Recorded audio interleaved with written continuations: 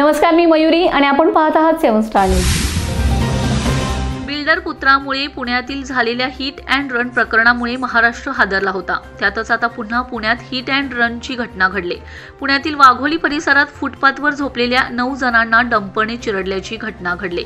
या अपघातात तिघांचा दुर्दैवी मृत्यू झालाय। या अपघाताने सगळीकडे खळबळ उडाली। पुण्यातील वाघोली परिसरातील केसनंद फाट्यावर एका भरधाव येणाऱ्या डंपरने फुटपाथवर झोपलेल्या 9 जणांना चिरडले।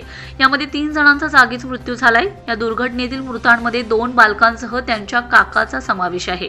या घटनेत 6 जण गंभीर जखमी झालेत। या जखमींमधील तिघांची प्रकृती चिंताजनक आहे। वाघोली येथील केसनंद फाट्यावरून पुण्याच्या दिशेने येताना हा अपघात घडलाय। रात्री 12 ते 1 च्या सुमारास वाघोली चौकातील वाघोली पोलीस ठाण्यासमोरच ही घटना घडली। बिल्टवेल एंटरप्राइजेस कंपनीचा हा डंपर आहे। हा डंपर चालक मद्यधुंद अवस्थेत असल्याची माहिती समोर येत आहे। हे सर्वजण कामगार असून ते अमरावतीहून पुण्यात कामासाठी आले होते। या अपघातावेळी फुटपाथवर 12 जण झोपले होते, तर काही जण फुटपाथच्या बाजूला असलेल्या झोपडीत झोपले होते।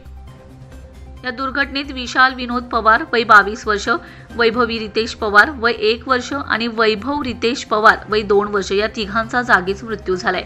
तर या अपघातात 6 जण जखमी झालेत। जानकी दिनेश पवार 21, रिनिशा विनोद पवार 18, रोशन शशादू भोसले 9, नगेश निवृत्ती पवार 27, दर्शन संजय वैराळ 18, आलिशा विनोद पवार 47 अशी या 6 जणांची नावे आहेत। या दुर्घटनेतील जखमींवर आयनॉक्स हॉस्पिटलमध्ये प्राथमिक उपचार करण्यात आले असून त्यांना ससून रुग्णालयात रवाना केले। हे सर्वजण मूळ अमरावतीत राहणार आहेत। या घटनेनंतर आरोपी डंपर चालक गजानन शंकर तोटरे 26 याला ताब्यात घेण्यात आले। त्याच्याविषयी वैद्यकीय चाचण्याही करण्यात आले। या घटनेनंतर आरोपी विरुद्ध सदोष मनुष्यवधाचा गुन्हा दाखल करण्यात आले।